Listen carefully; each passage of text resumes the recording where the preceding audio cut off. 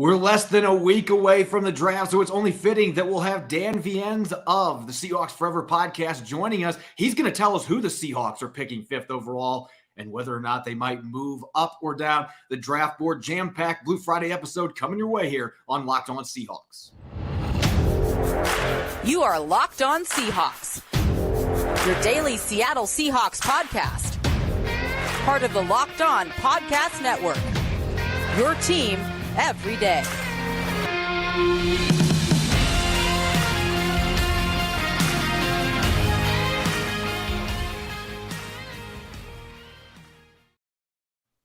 Greetings, 12. This is Corbin Smith, host of the Locked On Seahawks podcast, your daily Seahawks podcast, part of the Locked On Podcast Network, your team every day. Happy Blue Friday to all the 12s out there. And as always, thanks for making Locked On Seahawks your first listen 5 days a week. It's hard to believe, but we have less than a week until the 2023 NFL Draft. So it's only fitting that I bring a good friend and fellow podcaster here in the Seahawks universe, Dan Viens of the Seahawks Forever podcast, onto the show. We're going to be diving into everything from the top 5 pick that the Seahawks have, their other first rounder, day 3 gems, all kinds of fun stuff. We're also going to be making a perfect first 2 rounds of the draft to cap off today's show. Dan, thanks for coming on. Really looking forward to this, and especially after being on your show so many times. It's always good to chat with you about draft or whatever it is, Seahawks related, especially good to be on Locked On a Blue Friday. And I got to give you a little bit of flack because you're wearing a Percy Harvin jersey here live on the show. I haven't seen a number 11 Seahawks jersey for quite some time, or maybe it's a Devin Bush jersey. You just bought it. That's right. Yeah, the numbers just came out. Devin Bush, number 11 this year. It's funny you notice that right away. 11 is the number I wore when I played football and basketball, and always loved the symmetry of it. So I finally got myself a custom jersey last year with my name on the back, which throws some people off at the stadium. I get a lot of questions about it. You got a lot of fans wondering who is Viens or Viens, and was he a quarterback? And I just wasn't awake that year. It was interesting, but yeah, it's always fun to see the custom jerseys, some of the crazy stuff that you see rolling through Lumen Field. This episode is brought your way by HelloFresh. Skip trips to the grocery store and count on HelloFresh to make home cooking easy, fun, and affordable. That's why it's America's #1 meal kit. Go to HelloFresh.com/NFL60 and use the code NFL60 for 60% off plus free shipping. All right, Dan, there's kind of a big event coming up here in 6 days, a little less than 7 days. We're in that 1 week range until the 2023 NFL Draft. And at least in my lifetime covering this team when I was younger, rooting for the team, I don't know that there has ever been a draft for the Seattle Seahawks that has had this much anticipation and honestly this much at stake, having this 5th overall pick from the Russell Wilson trade. So the first question I got to ask you here, is there any possibility that you think the Seahawks could move up from that number 5 spot? There's been so much talk about trading down because that's John Schneider's MO, but historically when he has traded up, he's had a lot of success doing so. Yeah, and I've given this a lot of thought, especially because a couple of weeks ago, there were some reports that they had looked into it. And of course, John acknowledges that because he says they're in on everything, right? They consider all possibilities. Sure, there's a chance. I tend to think, the more we look at this top 7, 8, 9 players, that they're going to be pretty comfortable with whoever comes to them at 5 or lower if they decide to move back. But I look at this, and you talked about on your show the other day, and gave some historical numbers that really put it in perspective. They only have 52 players under contract right now on the roster. And you pointed out that normally this time of year, shortly before the draft, it's in the mid-70s. They need to acquire players. And very clearly, their plan seems to be that they're going to fill out the rest of this 90-man roster with young players. And so, man, I don't want to give up too much to move up. I also don't believe that there's a player at 2 that I necessarily like better than at 5. So I'm fingers crossed. I hope not, but with John Schneider, anything can happen. Let's talk pick number 5 then, because you're out on trading up Will Anderson or Anthony Richardson or any of those other players moving up. I mean, Houston might be shopping number 2, but Seattle stays put at number 5. Are you in on Jalen Carter? Because I personally, this has been a waffling thing for me. And I know that a lot of experts out there are feeling the same. You look at the mock drafts, sometimes it's been Tyree Wilson, sometimes it's been Anthony Richardson, but then it keeps going back to, it seems like the majority of the time being Jalen Carter, because we know the talent. And obviously, as you mentioned, with 52 players, that is one gaping massive hole on the defensive line. They need depth. They have 3 healthy players there right now. So are you in on Jalen Carter, or do you think this team might be going a different direction with that pick? I'll tell you what, you talk about waffling. I have too, on a daily basis, sometimes on an hourly basis. I've gone back. I feel like it's by minute with me. Yeah. And it's really been, it sounds silly, but it's been stressful. I guess if it was easy, I guess if there were no questions about Jalen Carter, then we maybe would be talking more about moving up, because I don't think there's any chance he'd make it to 5. I have come over the last 48 hours or so to be really comfortable with the idea of taking Jalen Carter at 5. Not that I've tried to get out of that mindset of what do I think they'll do. I just think the talent in this case warrants the risk. And I've also seen a surprising amount of the fan base that is comfortable with him and feels the same way. And so I think the risk is mitigated by the fact that you have such a deep draft class, and that I know you and I have talked enough to know that we really like the depth of this draft, especially in the mid-range in day 2, that you can take a chance at Jalen Carter at 5. And if for whatever reason he doesn't work out or become the player that you want him to be, you can hedge that, you can cover for that, and it's not going to damage your roster in a significant way moving forward. I also think, because this organization over the last 5 years has leaned so heavily towards high character guys, you would be adding him to an outstanding locker room and surrounded by a bunch of team captains and leaders and guys that if he fails, it's not going to drag anyone else down with him. And maybe there's a chance they can bring him up to that ceiling that we know he has. Let's say, though, that John Schneider wasn't comfortable making that selection, and none of us know this. The only people that know that right now, and they might not even know it yet, his name might be in pencil on the draft board with 6 days until the draft, and they're just trying to figure out, is he the guy we want there or not? But let's say that, their meeting a week and a half ago didn't go as planned, or they just weren't happy with the responses that they got from him. They just decide, you know what, it isn't worth the risk to us. Mm-hmm.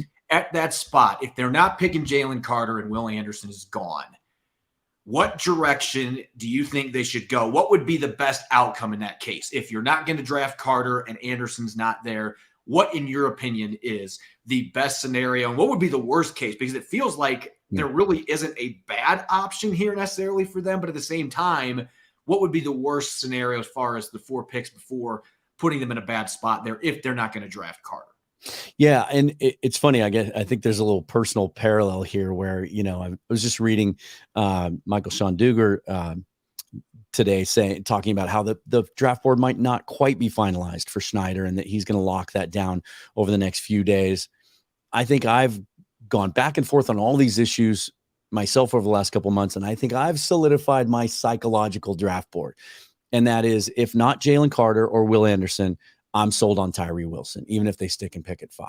I just think that the physical traits are there. You and I talked on my show recently about how he might even project more as a 3-4-5 tech if he adds a little weight to his frame. I just think that the motor, the character, the work ethic, there's questions about does he have explosive get off? He's so strong and long. I think Pete Carroll sees a guy there that they can make something out of. Brandon Jordan can work with him on some pass rush counters.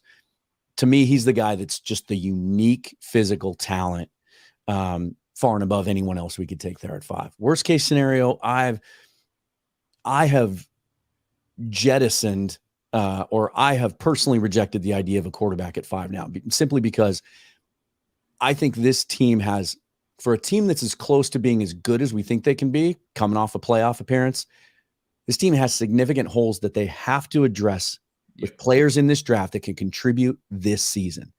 I don't like the idea of a redshirt situation. I want to use that pick for a player that can pay immediate dividends. So to me, as much as I'm an Anthony Richardson fan, I think Levis would be the guy, if they took at 5, that I would call worst case scenario, just because I think he has the biggest boom bust range, lowest floor, even though the ceiling is up for debate. I do think he has some upside. That's the guy that I just would feel the least sure about, even though I would talk myself into being comfortable with the fact that Schneider believed he's the guy. I think that is the key here. If John Schneider's the one that selects a quarterback, I mean, away from Charlie Whitehurst being acquired on trade, he's got a pretty darn good track record when it comes to evaluating quarterbacks either in draft or free agency. I mean, even Matt Flynn, I mean, they didn't know Russell Wilson was going to come in and win that job the way that he did. They liked Matt Flynn. So I just, it's interesting. You look at this 5th pick and there's just so many different options. And yet John Schneider kept going to pick number 20 because they've got this other first rounder. That might be the most open-ended pick that they have here in this draft. Because mid-first round, you don't know who's going to end up falling into your lap.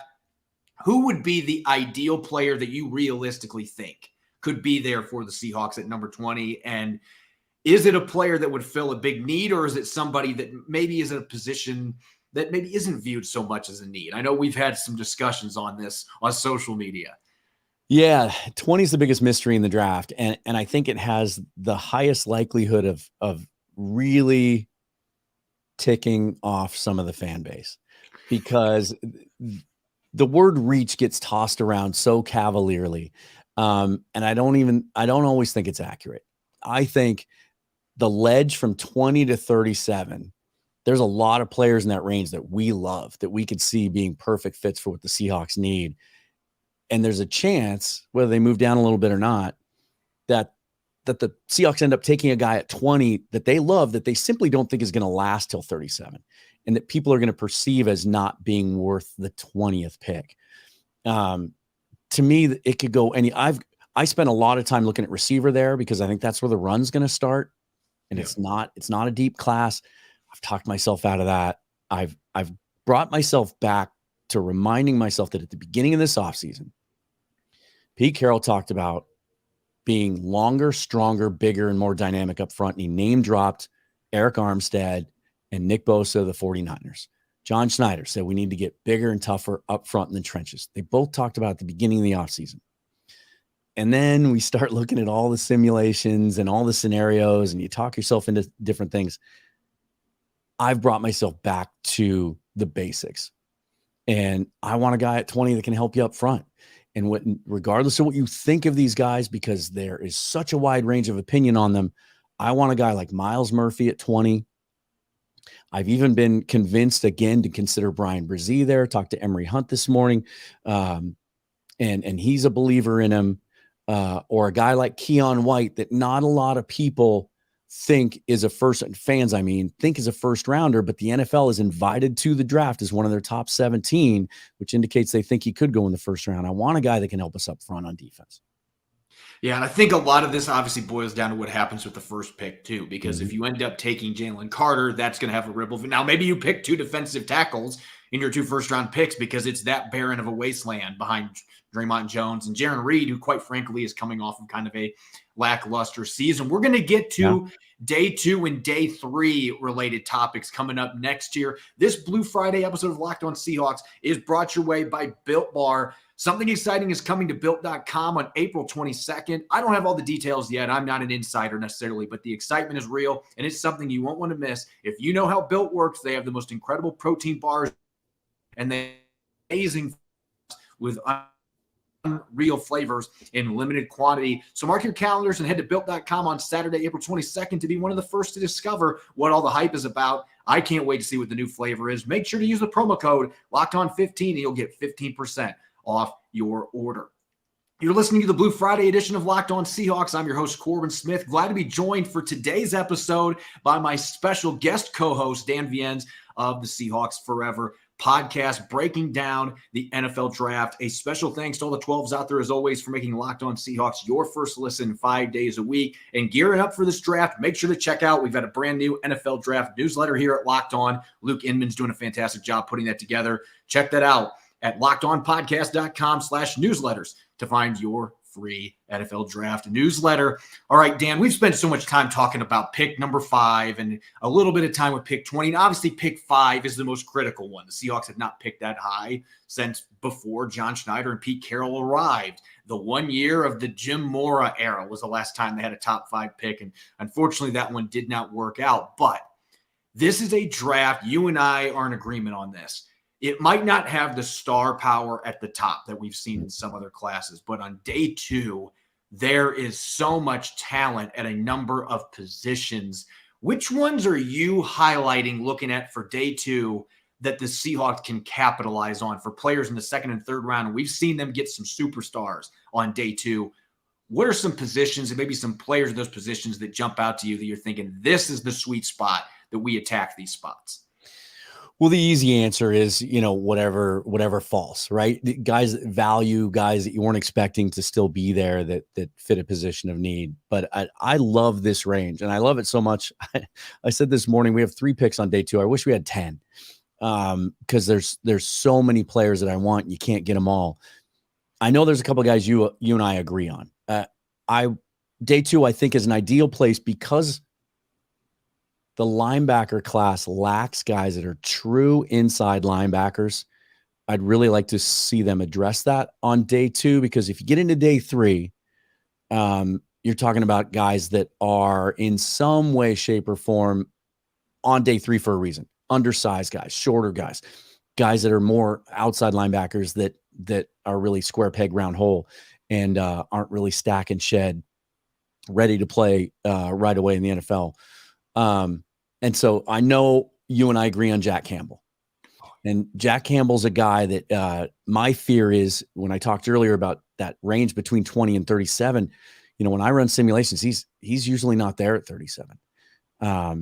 Taking Carter, that's one of the reasons I like to take Carter early. If you can address that biggest need early, you can be aggressive, maybe even move up a little bit from 37 if he's falling. So that's a guy for sure. But if he's not there, I have become more and more in love with Dan Henley with each passing day. And I started out loving him because, I'm a WSU's my alma mater, so I watched him closely this last year.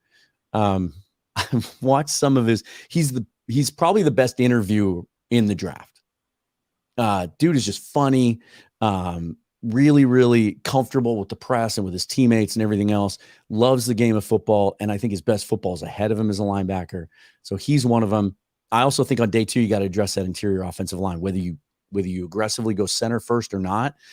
And Cody Mock is a draft crush of mine right now. I don't care if you play him at guard or center. Some people project him at either, even though he played tackle at North Dakota State. He took snaps at center in the Senior Bowl. Just his enthusiasm and tenacity in the way he plays and gets after guys.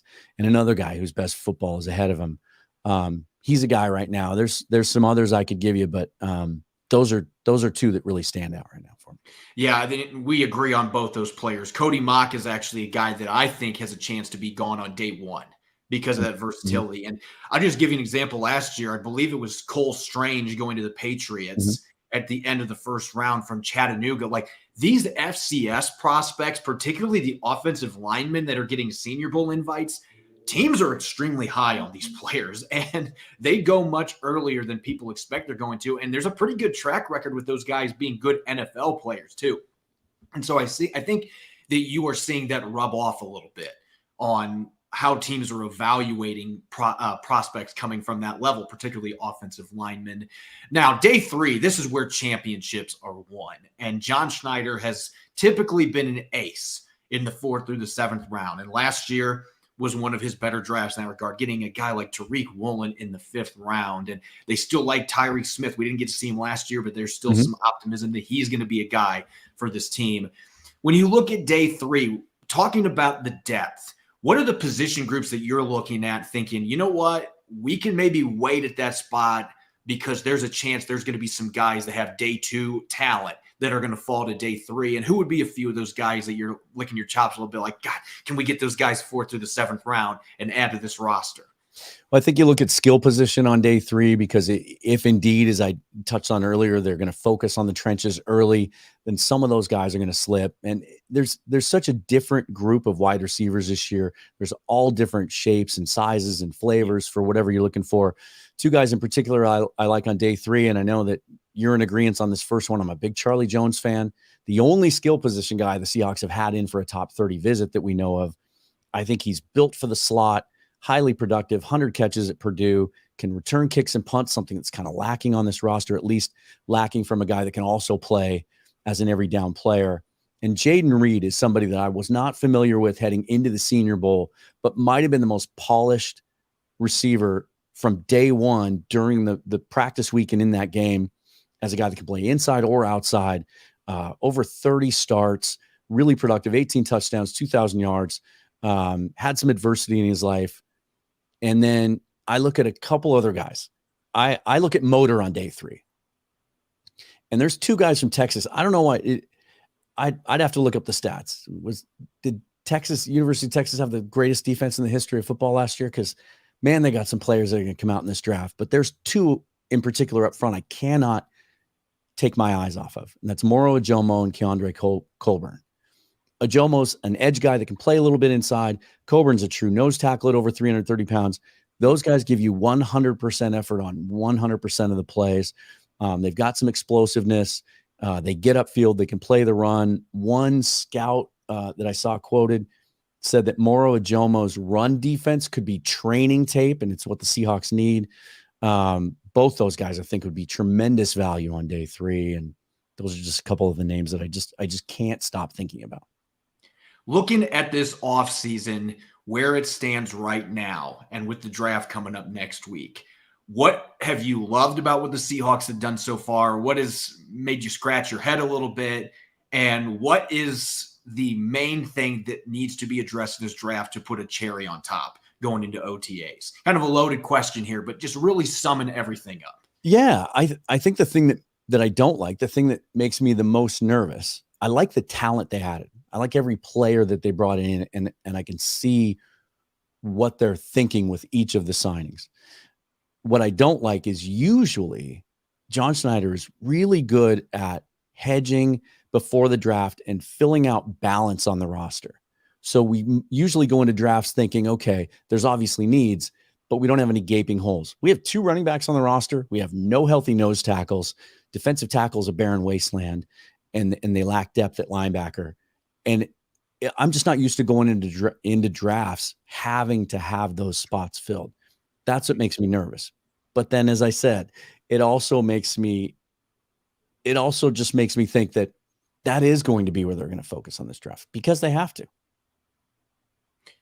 That's really interesting. Yeah, they're going to have to plug those holes in. I guess that you could look at it from a double-edged sword here, because on one hand, you have all those openings and you're going to have to plug them with rookies. But, maybe that tells you what John Schneider thinks of this draft class too. That might have been the way that he went into this entire plan with the front office, saying, hey, I believe we're going to get some major contributors here with the defensive line. I think there's some really good running backs. This is a fantastic running back class. So they may have been looking at it like, hey, we don't know when we're going to pick those guys, but we have 10 selections. We've got all these picks early. And so it does give them the ammunition to do that. I would agree with you. I think the defensive line, though, that situation, they have got to address that with blue chip guys here. Yeah. They have got to get at least 2, maybe 3 defensive tackles in this draft class.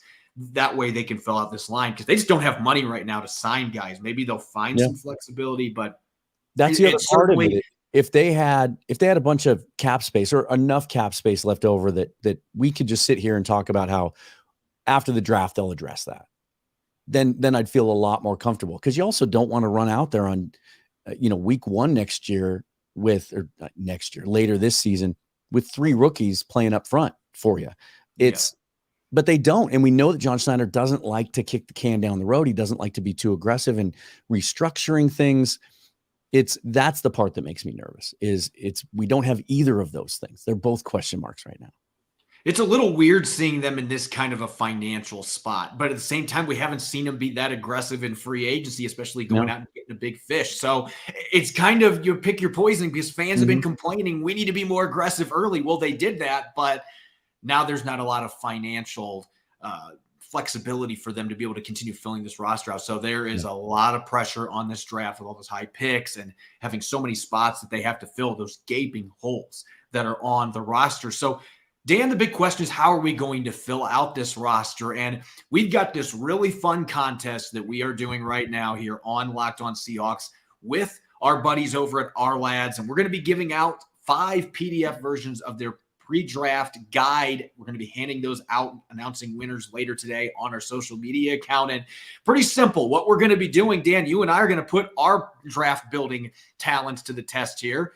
And we are going to be making the first 4 picks for the Seahawks based off of 10 pre-selected players. Now, there's a few ground rules for us here. Our listeners, they can pick whichever players in those row that they want to. But you and I, we're going to do this kind of in a snake format. You get the first selection because you're the guest here with pick number 5, and you get to choose who you want there. I can't pick the same player. And so we're going to see if we can build the perfect first 2 rounds here for the Seattle Seahawks. So I'm going to give you the mic here first. And, and the list here, we've got 5 offensive players and 5 defensive players at pick number 5. I know you are just chomping at the bit to draft Bijan Robinson here. Look, as much as I love him as a player, I got to stick to my guns, right? I gotta stay with my philosophy and go Jalen Carter, because again, I just think that the talent, I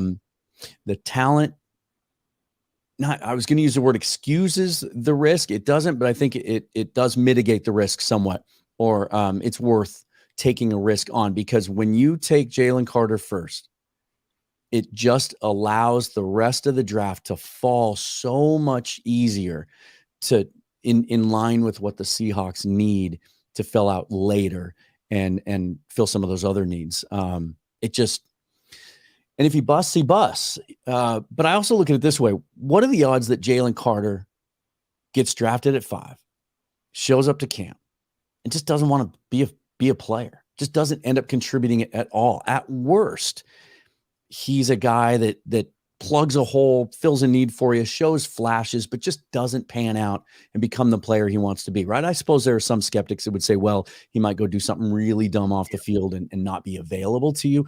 I'm not as worried about that. To me, it's about, can you get in shape, and are you passionate about football, and are you going to make yourself great? But I think the risk is worth it, and it just sets us on our way.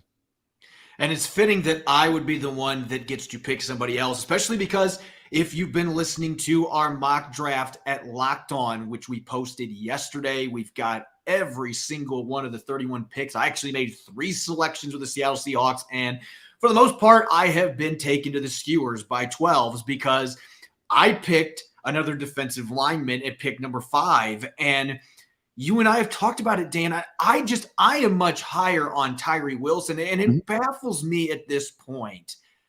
When you look back at this pre-draft process, and this is not weird, it's not abnormal. We see prospects every year that are on a roller coaster where, in this case, Tyree Wilson back in February, I'm telling you, 12s on social media, that was the guy that they wanted if they weren't going to get Jalen Carter. They were loving Tyree Wilson. And then over the last week or two, there's just been this massive shift where he's not athletic. He can't defend the run. And I don't know what you're watching. I've had so many people say, he reminds me of LJ Collier.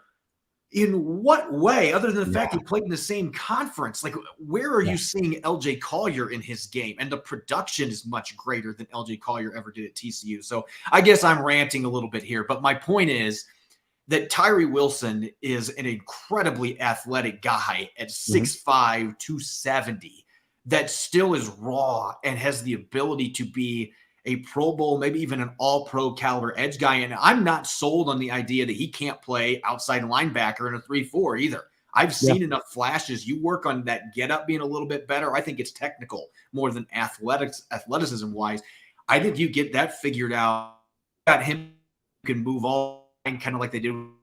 A little different style player, more athletic, but I think there's so much upside there. I guess I don't understand why so many fans are like, oh, that's a terrible pick. I don't understand why we're going that direction when it's like, if you're not going with Jalen Carter and Will Anderson's gone, like this guy is as close to blue chip as you're going to find left in the edge position here. And there's a big drop off from Jalen Carter to the rest of the defensive tackle. So I'm going to go with Tyree Wilson here at pick number 5. Now, Dan, I'm going to get the honors here because we're doing the snake. I get to pick a second time in a row here. And this is great. I get the first dibs on day 1 with pick number 20 here. I got the edge rusher. I'm not going to duplicate my Locked On NFL mock draft. As much as I would love to get Adebawore here, and I'm a huge fan, Mm-hmm. Looking at the rest of the players that are available here on our selections, I'm actually going to go with a linebacker at pick number 20. And I'm going to pick Drew Sanders. And here's my rationale. Yes, I picked Tyree Wilson first pick number 5. But Drew Sanders is a guy that I think can play off-ball linebacker for you on day one if need be. But you've got Bobby Wagner, Devin Bush, and Jordan Brooks, so you don't necessarily have to put him there right now. But you can throw him in the lineup as a situational pass rusher. And this is a guy that had 9.5 sacks last year. I'm not completely against the idea. That might be where he plays long-term. But he's got the athleticism and coverage ability. This guy had a bunch of interceptions and pass breakups. I just see a guy that has the highest ceiling and has that positional flexibility that in the 3-4 is invaluable. So some people might say 20 is too high, but there is a really big drop-off at linebacker, as you talked about. Mm-hmm. And if I wait till 37, I might not be able to get a guy. I'm certainly not going to get him, but I might not be able to get Jack Campbell either. And this guy does some things that Campbell can't do, rushing to quarterback. So you took my guy. So I'm gonna have to pivot and call it an audible, but I'll just piggyback on it. I've as the process has come along, I've become more of a Drew Sanders guy, and again, sometimes he falls in that range, and I can't take him. Taking Carter at 5 kind of allows me to do that. And for those who would say that's too high for a linebacker, he can do a lot more than that. Some people view him as more of an edge. So is that too high for an edge in your opinion? What's sold me on Sanders is I've just read more and more from scouts and analysts that they think he can play inside and take on blocks. And the film of his athleticism and his explosion is really exciting. And I think he hasn't even tapped into his potential yet. So I got to pivot. And so to me, again, as I touched on earlier, I'm just going to stick to my core philosophy and what John and Pete talked about at the beginning of the offseason and focusing on the trenches. And I know there are some people who would skewer me for taking a center this high, but I'm going to go John Michael Schmitz at 20 here, just because I want to get out of this draft with a long-term answer at the center position. He is, even though I'm a huge Joe Tippmann fan, I think John Michael Schmitz is the most complete center in the draft. You just watch him and he does everything right. And he's a guy that I like Evan Brown, but John Michael Schmitz, you can plug and play on day one. And I think he's going to have a long run as your starting center and fix a position that's needed fixing and needed addressing with some more, some higher assets. And in this division and some of the interior defensive linemen this team plays, I know that was a real problem late in the season last year, was interior pressure against interior pressure. And I think John Michael Schmitz helps him in the run game and in pass protection. And you just lock up a big need. So you are doing exactly what the Seahawks sounded like they wanted to do. You are stocking up in the trenches on both sides. And good sir, you get another pick here at number 37. And this is one of the rules. We can't, think that maybe somebody like, say, Michael Mayer or Brzee or one of those guys somehow falls to 37. Those right. Players are only available at pick 20 in this simulation. So at pick 37, Dan, we've got 10 new players. You've gotten a center. You got a defensive tackle. This really opens up the draft board for you to really attack the best player available here. I may be accused of being boring here, but again, and I almost went Jack Campbell here. We've talked about him a lot because I didn't get a linebacker early, but I'm going to stick with my plan since I get the advantage of picking first here at 37. I'm going to pair Jalen Carter with Keanu Benton for a couple of reasons. Benton has been one of my favorite players this entire draft process. If for anyone out there who isn't familiar with him, go to YouTube and look up their game against Michigan State last year. The first three plays of the game, he absolutely destroys Michigan State's plan. He's a guy that can play. He's kind of a Jalen Carter light or a poor man's Jalen Carter. Similar frame. He can play nose, although he's probably not built to play it full time, but he can play 3-4 defensive end as well. So he gives you that versatility that you can play him together at the same time, but he also kind of builds into your young roster now a hedge. If Jalen Carter doesn't become what you think he's going to become, Keanu Benton can fill a similar role because there are no questions about his motor or his work ethic or how he attacks the game. And I love the idea of pairing them, and you fix a big problem. And then it allows you later to get a little more creative with some edges and some outside rushers, maybe some designated pass rusher types at outside linebacker. And, call me redundant all you want, but I'm going to be excited as heck if they can add 2 players of this ilk to that roster.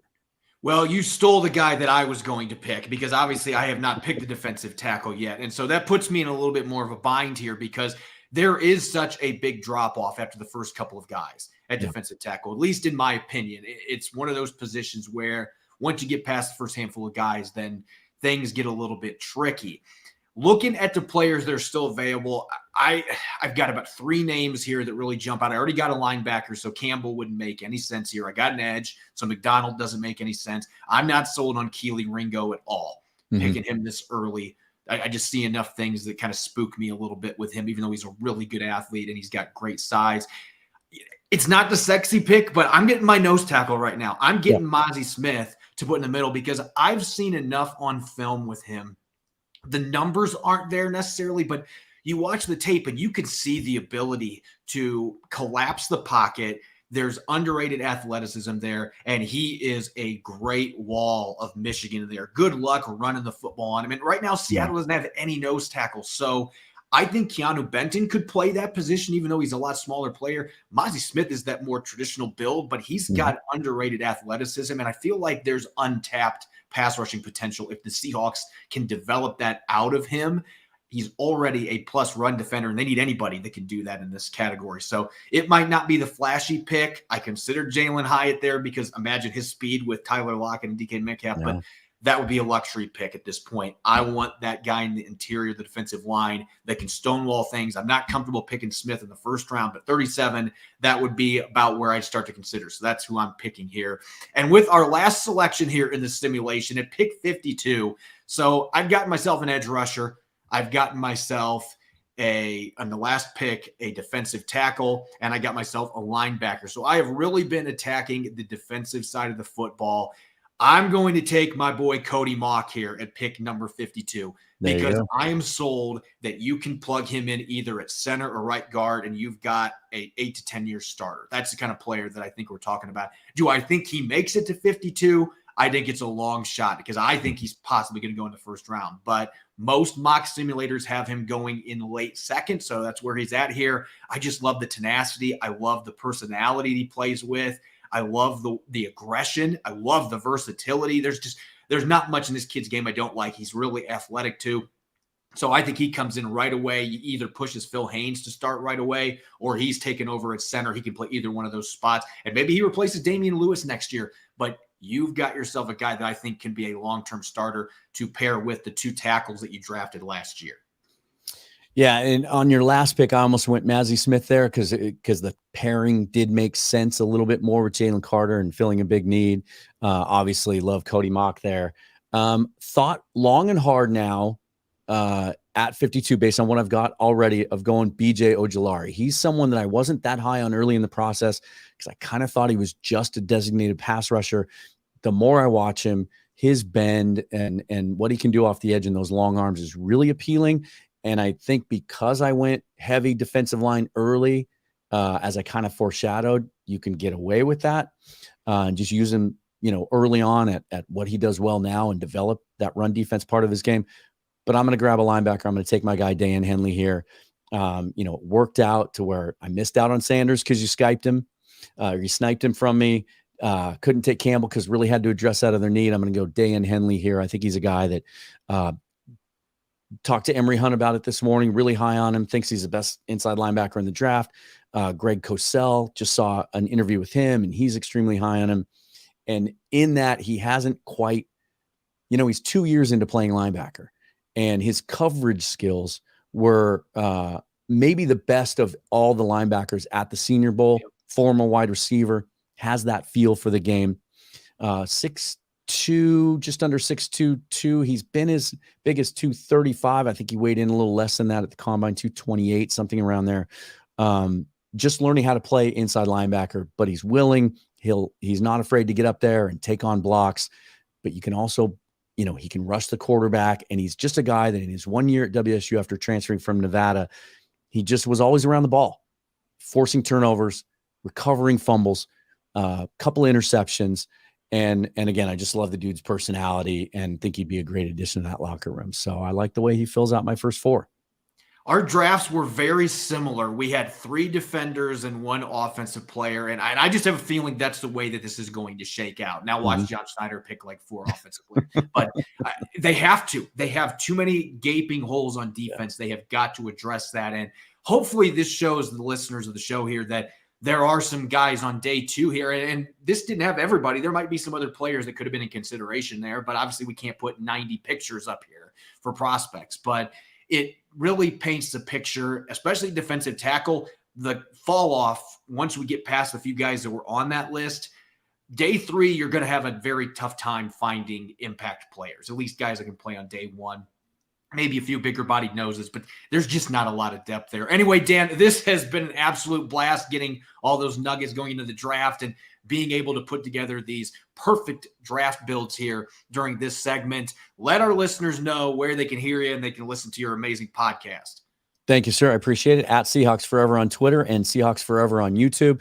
Subscribe. I've got some cool things coming up. Lots. I've got Bill Alfstad and Keith Myers of the great Seahawks Playbook podcast joining me on Monday. And then on Wednesday next week, I'll unveil my final mock draft where I'll actually focus on what I would do if I were GM of the Seahawks. And hopefully I haven't given too much away today. I'll try to throw a couple curveballs at you. But it's been a pleasure as always, Corbin. Thank you for having me on. It's been a blast. As always, you can follow me on Twitter at Corbin Smith NFL. Make sure to check out the Locked On Seahawks podcast. You can subscribe and follow on YouTube and other major podcast platforms to ensure you don't miss a single episode. For our everydayers out there, coming up on Monday, our final mock draft, we are going to be doing dueling mock drafts with all 4 of our Locked On Seahawks hosts in one show. It'll be the first time that we've gotten together. We're all going to have different mock drafts. And then you guys, the 12s, can decide which one of us was the best general manager. It should be a lot of fun leading up to the actual draft. Enjoy your weekend. Thanks for listening. Go Hawks.